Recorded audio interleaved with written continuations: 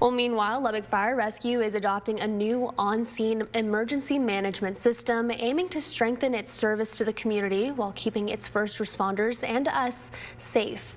The incident command system is designed to set up a seamless plan of action between agencies to coordinate control and demand during emergencies. It says Lubbock Fire Rescue has grown, so its command system needed to evolve as well. A committee was formed of chief and line officers to evaluate the former system and develop a new model centered around life safety, operational effectiveness, and the modern challenges faced on emergency incidents.